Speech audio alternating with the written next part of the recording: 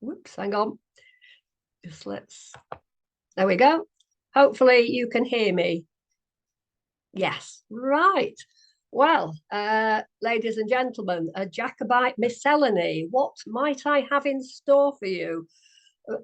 Several different topics, rather strange ones, one of which includes the author of this little chap. I'm sure you recognise him, and you're all thinking I've gone nuts, but more about Peter Rabbit later. I'm going to start with something quite close to my home or heart, an old photograph album of my mother's, rather battered little leather album. I was flicking through it a few weeks ago, and the last photograph in the back, and it's not a good image, you can probably barely see what you're looking at. And in case you don't know what that blurry black and white picture is, my mother has written Swarkestone Bridge near Derby, near Stanton by Bridge, where I was born. And I immediately thought, oh, hang on, Swarkestone Bridge? That's everything to do with 1745 and the Jacobite army marching southwards. And indeed, when I pulled up all my information, it most certainly was. And what an amazing bridge this is. I'm going to show you a modern day picture, one I've just taken recently of the first part of the bridge, because this is, I believe, the longest bridge in England, and not the bit you're looking at. That's just one very small part of it, because after the crossing of the River Trent, which is what you're looking at there, and here is the River Trent, the bridge, in inverted commas, continues as a sort of causeway, a raised causeway.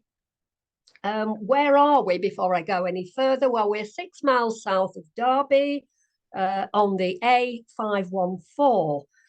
And of course, many of you will know that this was the closest to London that Bonnie Prince Charlie, sorry if I may call him that, and the army reached on their quest to reclaim the throne for the Stuarts. This bridge is sitting, as I say, just south of Derby, indeed. It's an ancient bridge. It seems to have been built probably in the 13th century, and today it is a Grade 1 listed monument, and it is also scheduled, so it has some protection on it. In 1204, it was referred to as the Pont de Cordy. I'm sure my French is not very good. Please forgive me. During the time of the building of that bridge and its subsequent causeway, which we're going to see more pictures of in a moment, it's been modified, it's been altered, repaired and rebuilt, you might guess, as it's been standing there for quite some time. It was described as the King's Highway between Derby and Coventry. And I mentioned that it's the longest bridge, if you will. Well, it's just under a mile long, according to one guidebook, with 17 arches, 6 of which remain unaltered since their medieval building. And this structure is primarily of sandstone. So let's just, before we go any further with that, I've shown you the main bridge, and right next to that bridge, I'll just show you that picture again, because you can just see there's a red brick building there, and that is an inn, which is called the Crew and Harper, and there it is on a nice sunny day. When I visited it, I particularly wanted to visit it, not just because it was lunchtime, but there's a monument in the grounds of that inn. There we go. I'm standing next to it, a cairn, as you can see, on which is a plaque. This cairn marks the furthest point south reached by the Jacobite army of Prince Charles Edward Stuart on the 4th of December 1745, and it was erected by the Charles Edward Stuart Society and Marston's Brewery on the 250th anniversary. There's a close-up of the plaque for you to have a look at. So that sort of sets the scene at one end of this bridge. And then it goes on. And so it's a series of arches. And you can, today in modernity, you can actually walk along through the fields alongside and parallel to this bridge, watching the traffic working its way carefully. And it has to at times, because this is a very, very narrow structure, as you might imagine, wasn't really designed for our modern transport. But I love ancient structures, so I was particularly excited as I got further along and was looking at all these different arches. You'll have to excuse the modern barbed wire, but there you can see here two pointed arches that have been sort of supported in more recent times with a brick inner arch, if you will. And some of the arches indeed did look just like that. And here's a close-up of one. This road is still in use, of course, as the traffic's still going backwards and forwards. What else can I tell you? The section crossing the main flow of the river was destroyed in floods in 1795, but quickly rebuilt. And as I say, it has been widened several times in places, apparently. The first widening in 1799, but it is still undersized for our modern traffic. And cars are unable to pass in several places. Just have another look at one of the other arches, slightly different shape here. This structure must have taken some building. Those lovely green fields that are on either side of this current bridge would, I think, not have been so nice and drained and green in medieval times. I imagine the ground would have been really quite swampy and difficult to work. So it's quite an achievement. And underneath at least one of the arches, you can see this beautiful rib work, which indeed is original. The weight limit on this bridge today is 7.5 tons, apparently. And the bridge is actually within the parish of Stanton by Bridge, and that's the village, indeed, where my mother was born. A little look at the walling, or the oh dear, the causeway, sort of in between those arches. You can see some projecting stones there. And again, and I imagine that those lower courses are part of the medieval work, and that the upper courses through time have probably been altered to some degree. Stanton by Bridge is literally just round the corner. Once you're heading south and you've gone over the causeway, it's just a few yards up around the corner, and here it is, just literally off the main road. And those cottages in the background, one of those cottages is where Mum was born. So I sort of had a nice warm feeling when I discovered that, because I've always been looking for some sort of a connection with anything really to do with this. Some of you will know I'm still looking for my Polish connection with the Sobieski family. I think I'm on a hiding to nothing there. But anyway, that I don't know, it just gave me such a touch with history to go and visit that bridge, a bridge that my mother would have known growing up, and although she didn't stay at Stanton that long, but she's obviously gone back and taken a photograph in adulthood, and a bridge now lodged in my heart too. So that was a grade 1 listed bridge, and from one monument protected by this listing to another, it's got an interesting name. It's called Hoober Stand. What on earth is that, you're wondering? Well, it's connected with a very large house. Here it is on the cover of the book. To do with the very big house. Hope you can see that. This is indeed Wentworth Woodhouse. It's a massive, massive a building in South Yorkshire, and Hoober Stand is this strange monument rising out of the woodland, which is in the ground of Wentworth Woodhouse. Indeed, there are a number of tall columns and monuments in the grounds of this big house.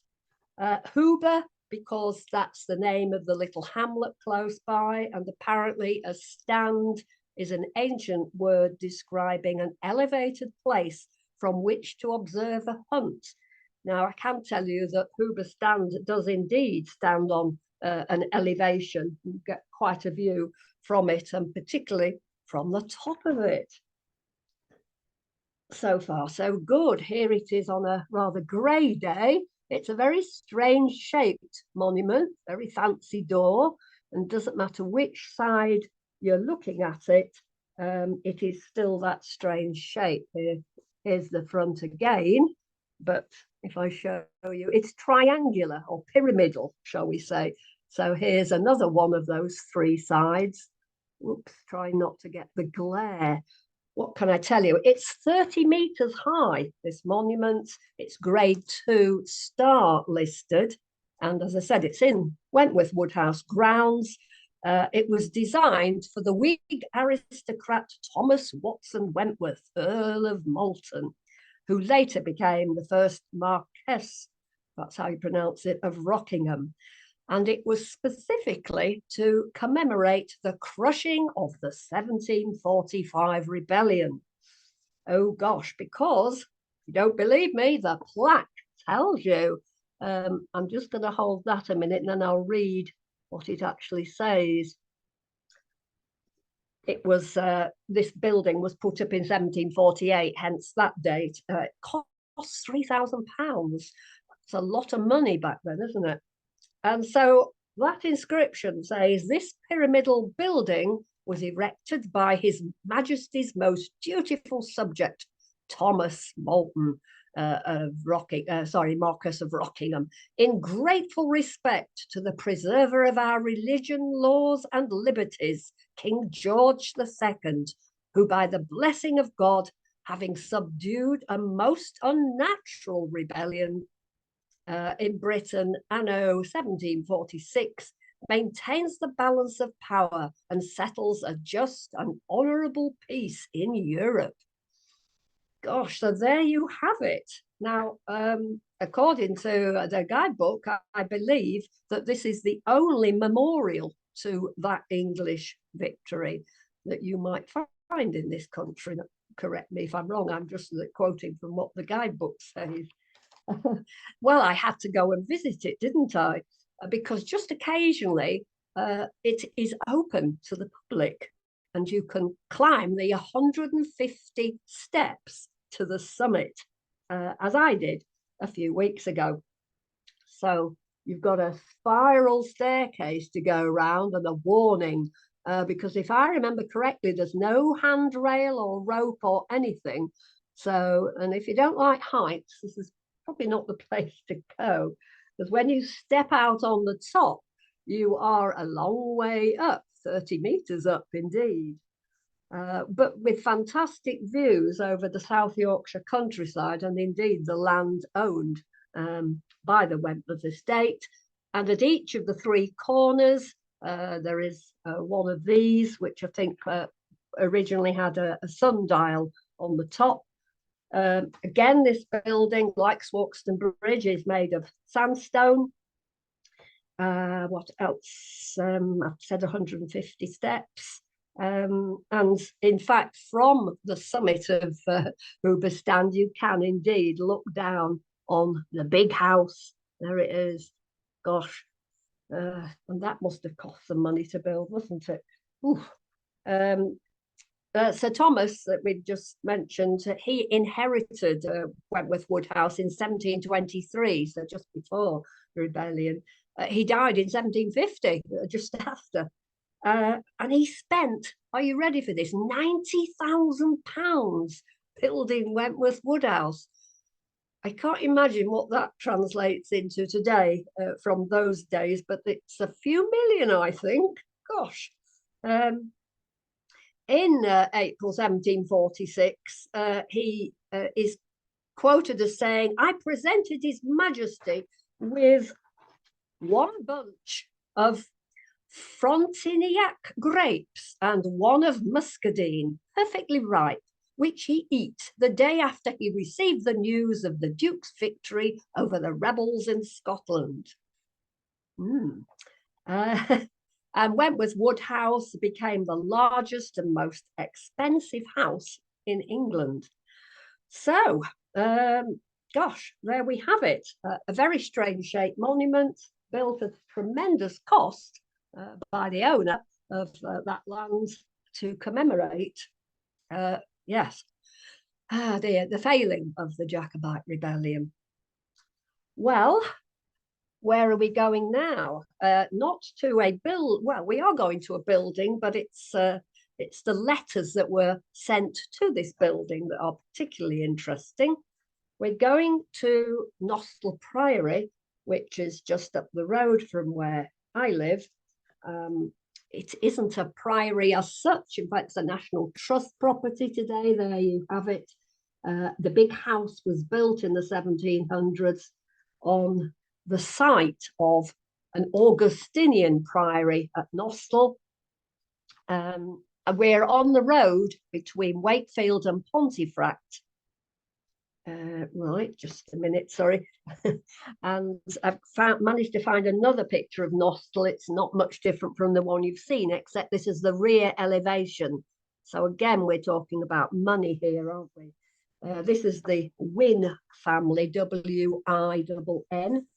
But just to mention that, as I say, Nostell Priory, the medieval monastic site, which was founded in the early 12th century, of course, as most sites were in the 1500s. Henry VIII dissolved the monasteries, didn't he? Most of them lost their roofs at the very least and lost a lot more besides. Sadly, there is no trace of any building today from that period at Nostell, even though the early owners of Nostell Priory after the dissolution actually moved into part of the structures there. And it was only from the 1700s that a new house was planned. But we have no illustrations. I have not been able to find, I've never seen any engravings or, paintings of Nostell, the monastic site. And if you go there today hunting for anything medieval, if you can get into the stables, in one of the stables, the loose boxes, can you see a jumble of stones here, some of which are dating to that medieval date. But there must be a whole lot more medieval stonework somewhere buried at Nostell. Perhaps we need time to. Well, why are we going to Nostell? Because we are, I'll get it right in a minute, let me find him. Sir Rowland Wynne, who was, at the time of what we're interested in, he was the High Sheriff of West Yorkshire. Here he is, quite a, I don't know if you can see that, and I'm having difficulty, but here he is. That is Sir Rowland Wynne. I hope I didn't just call him Thomas, but he's definitely Sir Rowland Wynne, High Sheriff, as they say, of Yorkshire at the time of the 1745-46. It was appointed the High Sheriff in 1731, and I, during my work at Nostell as a volunteer, because as I say, it's a National Trust property today, and for a few years I was a volunteer there, and I did quite a bit of research. I was actually researching the stables, but I did go into Wakefield and to the archive, which is the Nostell archive, is held there at the History Centre. And there are a lot of documents and, more importantly, a lot of letters being sent to Sir Rowland Wynne with dates like April 1746, for instance. Yes, quite exciting. Now, the only problem is, obviously, I don't have the real documents here, but I'm just going to show you some of the spidery writing, if you can see that, because I've had to try and make sense of what some of these letters say. So there's a whole raft of letters in different writings. Some of the writings are quite easy to read, well, relatively easy, and some are much more difficult. So what little snippets can I give you? That first letter, I only just looked at it today, and it's actually mentioning, and we do have a date of November the 5th or the 15th, I'm not sure which, 1745, and it's mentioning that the rebels are about Dalkeith. And whoever is writing this to Sir Rowland is saying he doesn't quite like the account of our horse and foot, that no one has joined us except Thornton, who is very valiant, which is interesting. So quite what that's about, but let's have a look. What can I read you? Here's a letter dated Berwick, 20th of April, 1746.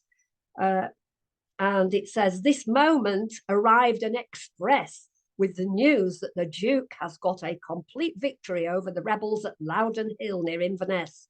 Most of the Highlanders are cut to pieces, and the remainder are fled. All their cannon are taken. Lord George Murray, Lord Kilmarnock, and Sir John Wedderburn, with the French ambassador, are taken prisoners. Now, I was rooting through some of these other letters, and I came across a reference actually to Lord Kilmarnock, who, although he's a prisoner, it looks as if he's trying to do a bit of a deal with the government, because after Culloden, he and some of the government, obviously because he's still a prisoner, are on the hunt for Charles, and it is suggested, I wish I could remember which letter this was in, that if Lord Kilmarnock can lead the government troops to Charlie, that he will get his land back, which is quite interesting. And how true that would be, I don't know. What else have we got? Because Sir Rowland, as I say, was the High Sheriff, it looks as if some of these letters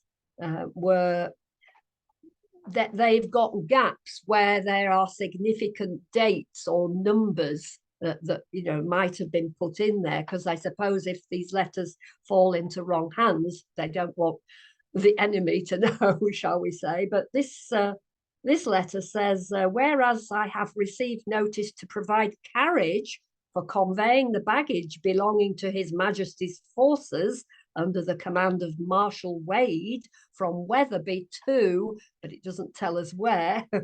These are therefore in His Majesty's name to will and require you to cause sufficient wagons within your constabulary, each carriage to consist of 6 able horses to attend at on the day of December next at, and even the time we don't get to know, in the morning here of fail, not given under my hand and seal this day of something or other, December 1745.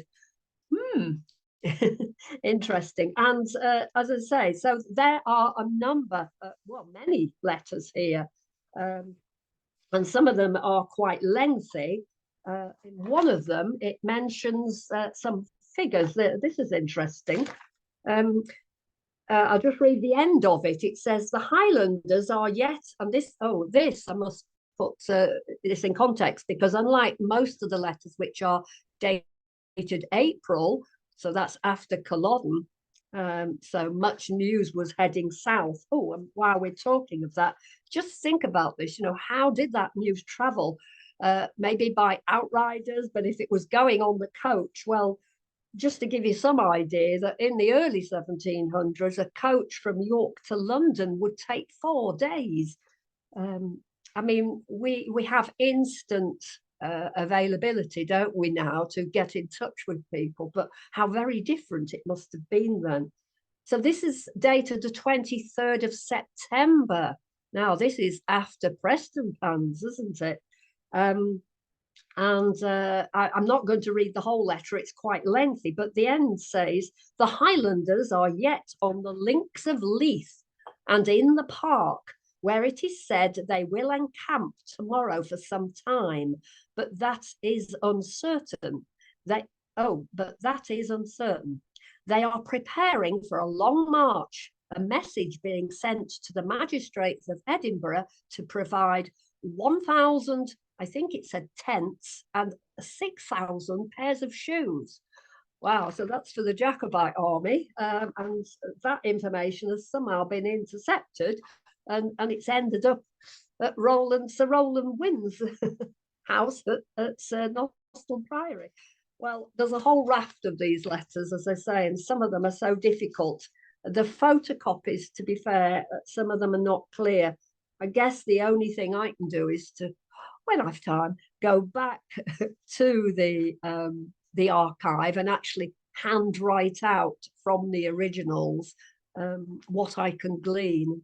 And I know that I didn't look at all the letters. I didn't have time to look at them all. So who knows what other juicy little snippets there might be. Gosh, so that's Sir Rowland Wynn and letters appertaining to the rebellion arriving in West Yorkshire, no less.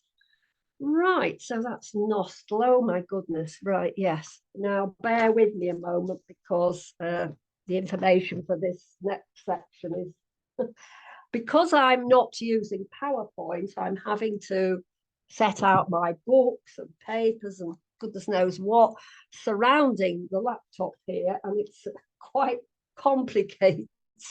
And this particular next story is even more complicated, and I might not get things in the right order, but please bear with me. Old guidebooks. I like keeping old guidebooks, and this is a very good reason why. I visited this property a few weeks ago. This is Newby Hall. We are in North Yorkshire, between Ripon and Boroughbridge. And why did I want to go there? This is their old guidebook, I should stress. In fact, I've got two old guidebooks. And, well, I found an intriguing statue. This guidebook is in black and white, but I'll just show you, there we go, the statue there. And indeed, a similar picture, but in colour, is in their next guidebook, which I only discovered that I had recently. So there's that same statue, but in colour this time. And yet, when we look at their new guidebook, there is no mention. There's nothing in here. There are beautiful pictures of the house. There's been a Newby Hall here since at least the 1300s, when it was the property of the Newby family, and it comes through various people. The man we're perhaps interested in is William Weddell. I have a picture of him. I'm going to explain why I'm interested in that statue in just a moment, but let me just show you this man, because he, in the 1700s, was the owner of Newby Hall. He was obviously quite a wealthy gentleman, because he took himself off all around Europe, as many of the wealthy did, and he ended up in Italy, and he ordered a whole load of Carrara marble statues and structures and things to be delivered back to his house at Newby. And indeed, I haven't been round the house, but I know within the house there are many, many marble statues in there. But then, as I say, there is this one statue standing out in the grounds. I'll just show you him again. Here's one I took off the internet. It's an imposing statue, don't you think? So we have a man on a horse, but the horse seems to be trampling somebody underfoot.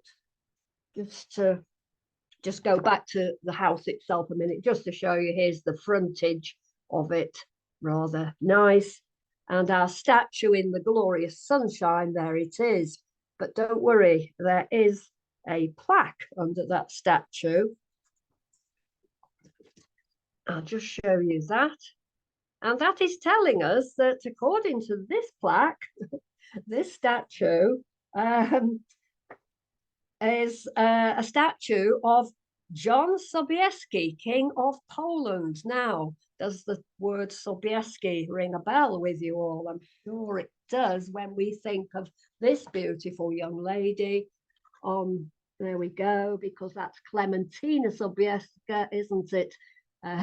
Who was granddaughter indeed of John Sobieski, sorry. And Clementina, of course, is the mother of Charles Edward Stuart. Charles was half Polish, just like me, which is why I take a big interest, I guess, in him. So, a statue in North Yorkshire, which with the plaque that says we've got John Sobieski on his horse trampling a Turk, that it was bought by the statue, that is, Sir Robert Viner in 1675 at Leghorn, which is in Italy. He altered it to represent Charles II trampling Oliver Cromwell, and it was erected in various places in London before it eventually made its way up north to the Viners' properties, first in Lincolnshire and then to Newby. Now, that's all well and good. The problem is it gets a bit murky now, because that early guidebook and one or two other books say that there is some doubt cast onto whether this really is the statue of Jan Sobieski at all. There he is again. Oh dear. So trying to solve this one was really, oh gosh, quite complicated. Just show you another image. It really is an arresting statue, I have to say. It has suffered that you can, when you get close up to it, you can see there have been some mends and breaks. And here's the poor soul being trampled on underneath. Of course, there will be some breaks if indeed Sir Robert had the statue altered from Jan Sobieski to Charles II. How true all this is, I don't know. Now, when I look up Jan Sobieski, I discover that actually there are many statues of him, quite a few of them in Poland, and he's just one of them. Now, does that look a bit like our statue? Well, yes and no. We can see that there is a person being trampled on. I mean, it's not exactly the same copy at all. The clothing is all different. The horse has got its both front legs, I think, off the ground. Yes, I'm looking closely at it now, and it has, whereas our statue does not. So what's going on here? And then, as I say, what's this to do with Charles II? Well, there are apparently two equestrian statues of Charles II, of which this is one. Doesn't that look quite like our statue at Newby? There is a statue made of bronze in the upper ward at Windsor Castle, which was made in the 1670s.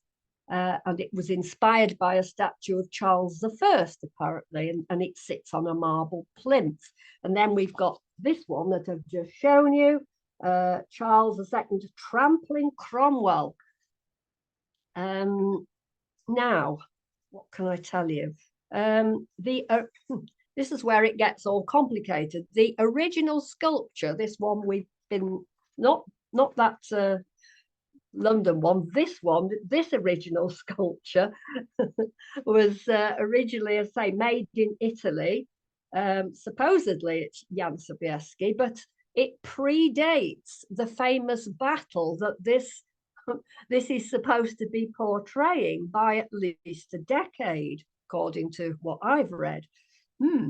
It may have been made for the King of Poland or a Polish ambassador in London, but it was bought by Robert Viner, Sir Robert Viner, first baronet, owner, remember, of Newby, in the 1670s. He was a strong supporter of Charles II.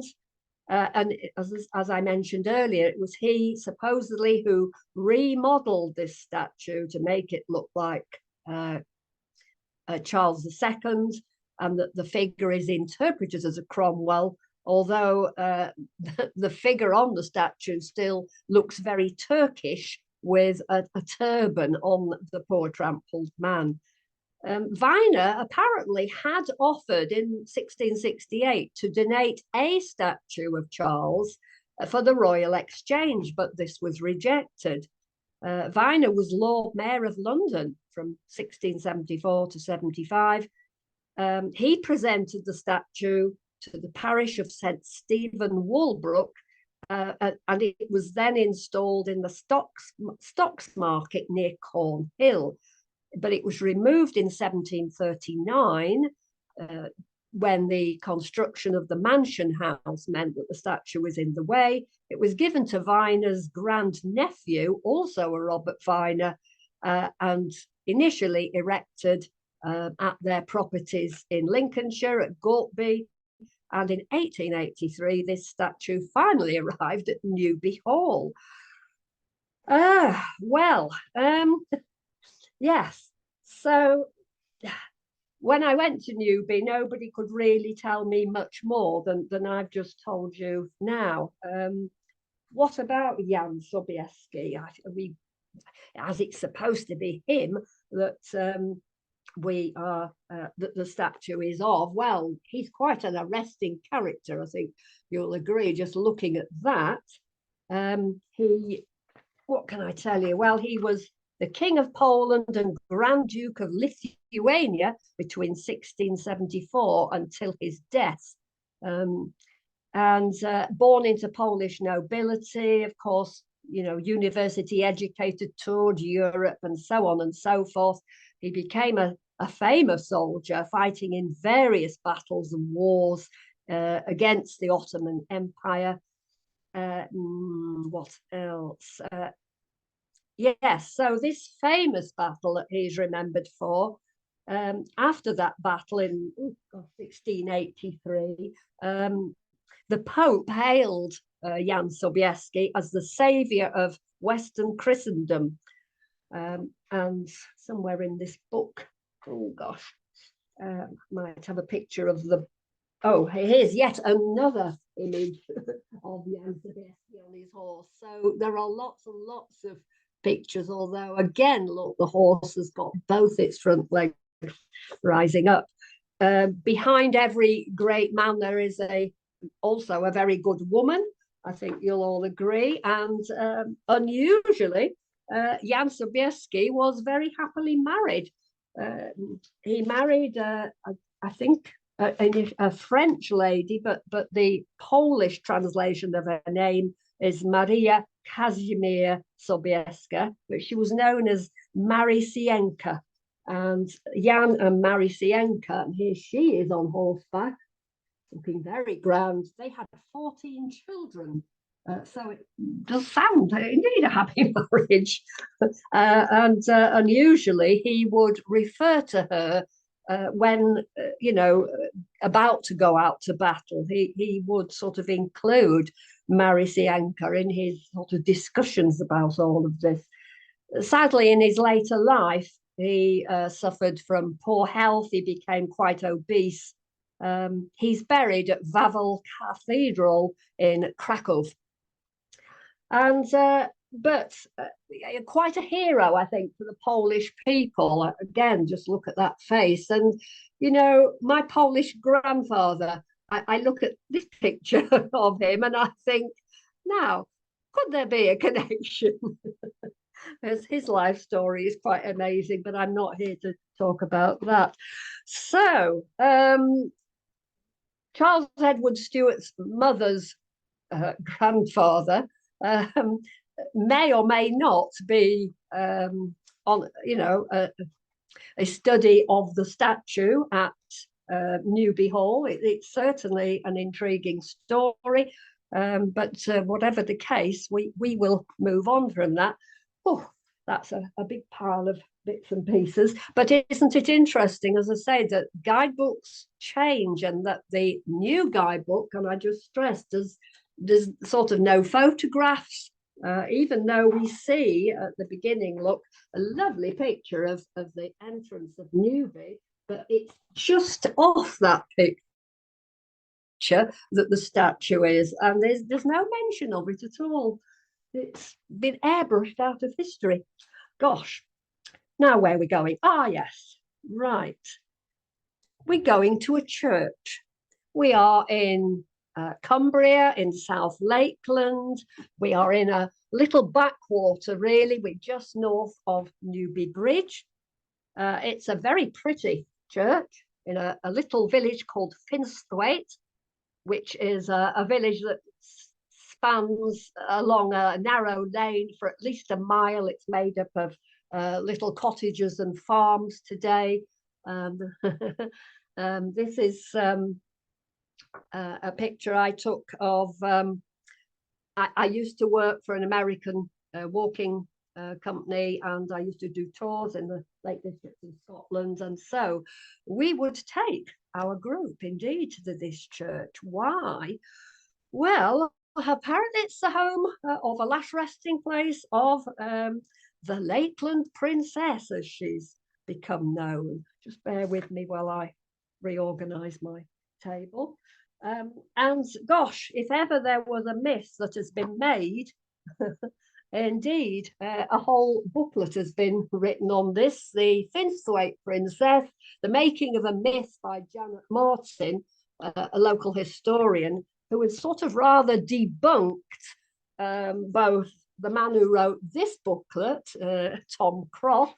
We've got this is an old booklet with a picture of the church there on there, and here is the grave that we're interested in, because supposedly this is where the Finsthwaite Princess is buried. Oh gosh.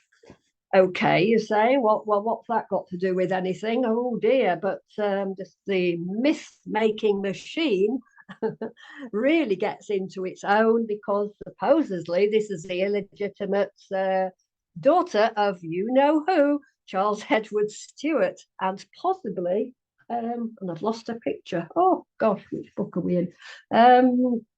And Clementina Walkinshaw. Do you remember Clementina, who Charles met initially at Bannockburn? In fact, he said that she nursed him when he really wasn't well at the time, around about the time of the Battle of Falkirk. Here is Clementina. But much later on in Charles's life, the bit that not everybody knows about, when Charles ended up back in Europe, he, after several disastrous relationships with women, remembered Clementina, and they got back together for several years. They lived as man and wife, always on the move, of course, always with an alias. Gosh, what a life they had. Well, right, so Tom Cross and lots of other people have sort of dreamt up this whole story about this mysterious lady. Do we know any facts about her? Well, yes, we do. We know that she was buried in that churchyard, because there is her gravestone. That she was a spinster, and she died May the 16th, 1771. Her name, this is interesting, she's Clementina Johannes Sobieski Douglas of Waterside. I think I've got a little picture of Waterside. It's a very, very old farmhouse on the edge, well, just out of Finsthwaite. It still stands today. There it is. And apparently, from out of nowhere, because there seems to be a mystery as to where Clementina came from, but she's ended up dying here. Now, she didn't live at Waterside House on her own. She lived with a Captain Douglas. Was he her father? Was he a relative? We don't know. Even more interestingly, when Clementina dies, Captain Douglas moves away. So we we really don't know. But as I say, that doesn't stop the myth mongerers, making much of this. Because actually, at the bottom of Clementina's grave, where's my picture? Here we go. There's a colour one for you. Here I am next to it, spouting forth. But at the base of that simple cross there are the words, "Behold, thy king cometh." Now, this gravestone was put up long after Clementina was buried. In fact, I think 1913, if I remember correctly. And it was a Canon Townley, a local landowner, who had become very interested in this whole story. And as they say, before you know where you are, things that you cannot corroborate and that have no proof are being banded around as fact, including the fact that apparently this grave was dug into, and locks of blonde hair and some blue ribbons were found. That isn't quite correct, i.e. it wasn't that grave where those things were found, and so on and so forth. There's even much more recently, I was reading, that apparently during World War II, the Germans might have wanted to come and dig up, exhume this body and check if it was indeed a Stuart. And oh gosh, and even more recently, apparently the Duke of Edinburgh and the royal family were also interested. None of this there is no proof of any of this, but you can see how just, somebody who local people perhaps were a little curious about, suddenly this story, intriguing story, including this 1745 date, which certainly wasn't linked with Clementina in the early stories about her within the Finsthwaite area, but it's all been added on to, because of course it has. Doesn't it make a tale? Gosh. Oh dear. So we don't know much about Clementina. We don't know how old she was. We do know that she signed a document, and that for her to have been able to do that, she must have been aged at least 21. But more than that, really, we cannot say for sure. As I say, the lady that has written this has sort of debunked most of what has been said by all those other people before.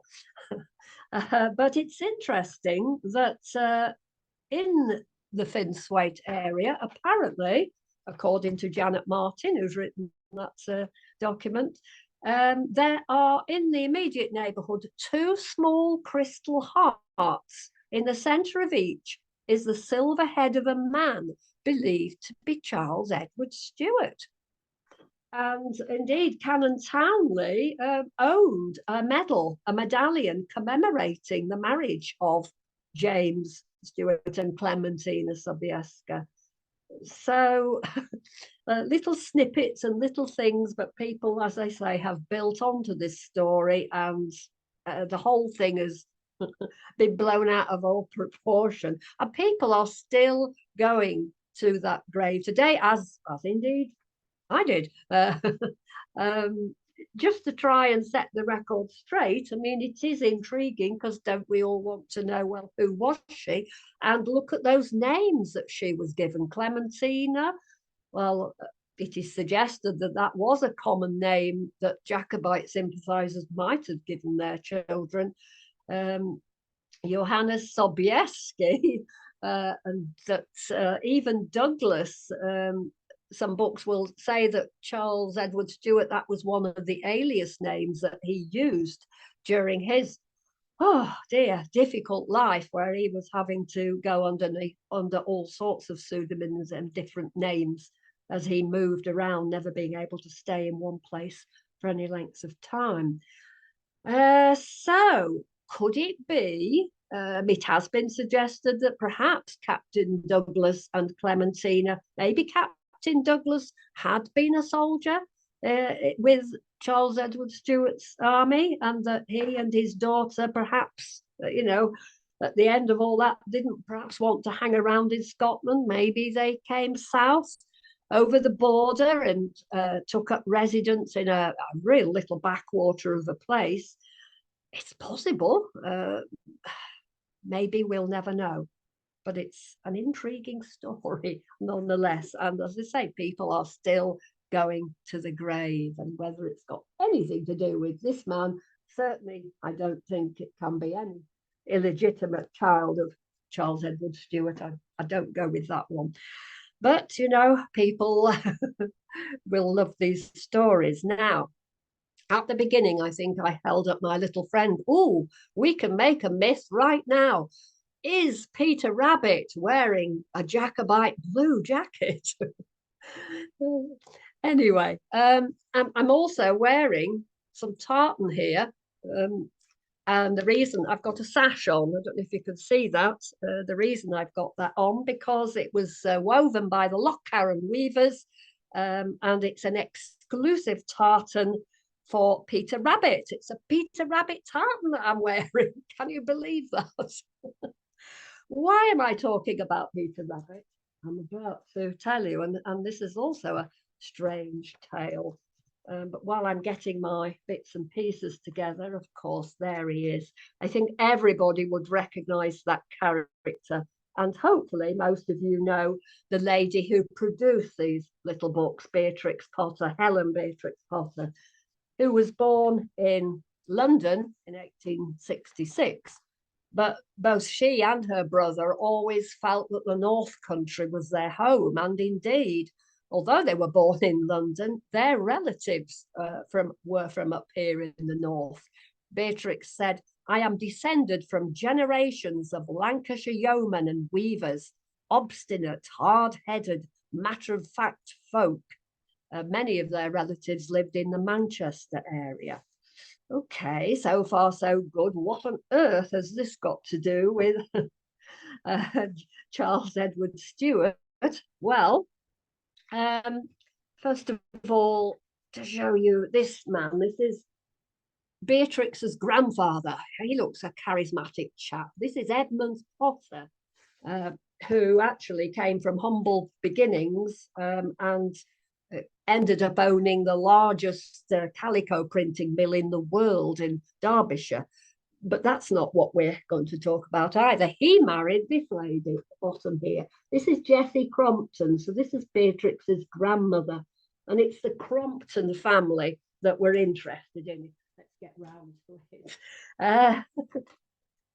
Now, Chorley Hall was the seat of the Chorley family, who apparently were Jacobite sympathisers, but in 1716, the estate was confiscated by the Crown. It was then sold to a member of the Crompton family at an auction at Preston Town Hall. Bonnie Prince Charlie is reputed to have stayed there. What? Now, Chorley Hall was a large house, or farm. It had a number of outbuildings. Again, this is all from the computer. One of the barns was supposed to have held Jacobite prisoners of war soldiers before being sent to Ireland in 1774. That I cannot make a comment on. So, Chorley Hall, Richard Chorley of Chorley Hall and his son Charles were on the losing side at the Battle of Preston and were detained following the Jacobite defeat. Charles died in prison and his father was executed, indeed beheaded as a traitor, and his lands confiscated. So let's come to what Beatrix in the book about her life. It is said that during the Second Rebellion, i.e. 1745, as the Jacobite army are moving south, that supposedly Bonnie Prince Charlie stayed at Chorley Hall overnight, although I cannot get any verification of this. And when I looked at the routes in various books, I'm not so sure about this at all. But this is, I'm only telling you what it says in the book about Beatrix's life. Now, unfortunately for Charles, if he did go there, the then owners in 1745 were not sympathisers to the Jacobites. You know, the property has changed hands. Indeed, this particular Abraham Crompton had a special abhorrence of Catholics and everything to do with them. And so on the march south, as I say, the Bonnie Prince Charlie arrived at the Hall. He didn't know that his father's ally no longer lived there, as he said. Abraham Crompton's in a bit of a quandary now because he's thinking, well, this man might be my future king. Oh dear, maybe I shouldn't upset him. Should I allow him to stay? So apparently he did, but he wasn't allowed to dine with the prince. He was told he had to dine in the kitchen. And when Charles and his army left, napkins and a handful of silver were discovered hidden in the hall. They remained within the Crompton family, and both Beatrix and her father took great pleasure from the story. I can't verify any of this. Does the Crompton family still have these napkins and silver? It would be fascinating to try and find out. But, you know, as I say, you come across little snippets to do with Charles Edward Stuart in the most unlikely places, don't you? Even with the wonderful lady that wrote those magical little books for us. So really, how true all that is, I don't know, but I thought I should share it with you along with one or two of her exquisite illustrations.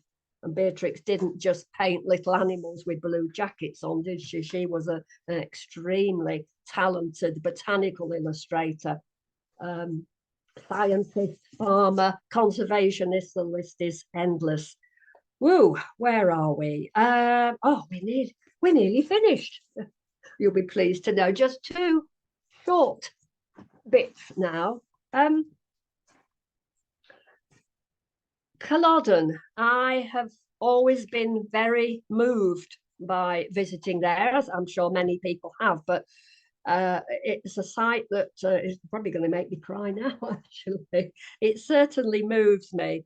I have written a number of poems about Culloden, and I'd like to read two associated poems here called Drummossy Moor. Now, I know if this goes out on YouTube that there will be wording underneath, and sometimes the wording is incorrect. So just to say that this first poem, the second to last line, stay white on the plaids, not plants. It's plaids as in tartan plaids kilts, Plaids. Otherwise, the poem doesn't make sense, you'll see, but it's plaids, please. Drummossy Moor. Let's just have an image of it. Oh, that's the place where that dreadful battle took place in April 1746. Soft squeeze the dark bog oozes blackness, bleeding earth tones of an artist's autumn palette. Bleached sphagnum and brittle heather stems, fade-dried grasses are mingled with gorse clumps. Wild and white, grey clouds are scudding, blue sky, grey sky, light levels yo-yo. Sidewinder snowflakes blown on a mean wind, spin dance o'er the moss, stay white on the plaids, no warmth for flakes to melt. I actually sat and wrote that at the battlefield as I did this second part of Drummossy Moor. Tears fall, dry fast by the cool wind, and skylarks high in azure, and skylarks high in azure blue sing a constant refrain. Let's just have a little look at some. There we are, reenactors there. My heart is bursting with pain, emotion, glossy myth and legend, crushed by the cold reality of death and dying. Flags fly on rattling masts, grass wavers, bends away from the constant wind. We walk, we photograph, look, and never fully understand. How can we get it in our 21st century world of gadgets and gizmos? Not characters from a bestseller, but here, each year, there will be more and more come to gather at the cairn and wonder on it all. Ooh, it's because I'm half Polish. I always blame it onto that. We Poles are quite emotional people. I cry at the least little thing. But here's something that to end with that may just bring a smile to your face, but perhaps not for the right reason. If you thought we've been hearing myth and before, then I bring you two little snippets that I found in a magazine, a Cumbria magazine, concerning the town of Sebber and its connection with Charlie. I'll just show you the picture first. We've got a black and white picture of the base of a building, some drain pipes, and can you see there's a cannon there sitting in the tarmac? Well, there are two small cannons, although I could only see one, embedded into the pavement tarmac next to a drain pipe outside this modest whitewashed house. They couldn't be much use to anyone at this present angle. How crazy, as they're pointing skywards. The cannons date from the Jacobite rebellion of 1745, and the house is said to have been a haven for escaping rebels, although two cannons parked outside must surely have given the game away. I want to go to Sebber and just go and see if one of those cannons is still standing there, but if you think that's a little bit outrageous, wait for this one. So we're in Sebber again. There's a house with a very large chimney. In fact, that's probably an old property that's been very much done up, looking at those windows. So we are looking at a building down Weaver's Yard. We can see the chimney in which Bonnie Prince Charlie is said to have hidden. Charles Edward Stuart came from Scotland to take over the English throne, but the English had other ideas and set out to kill him. The English and the Scots had a battle on Clifton Moor, which is just south of Penrith, correct? And Bonnie Prince Charlie fled in disguise as a woman to the Isle of Skye. He was eventually captured in Carlisle in 1745. Oh dear, yes. I don't know who wrote that, but they need to sort out some facts. Yes, it is a very large chimney, but I suspect that in the winter of 1745, there would have been a great big roaring fire in there, as in fact, probably all the year round. And nobody would be hiding up that chimney, would they? Gosh, ladies and gentlemen, I promised you a Jacobite Miscellany. I hope I've, well, trailed all sorts of subjects past you. Some of these subjects actually require a little further investigation. Those letters to Roland Wynne at Nostell Priory certainly could have some more work done on them, time permitting. But for now, Peter Rabbit and I would bid you farewell.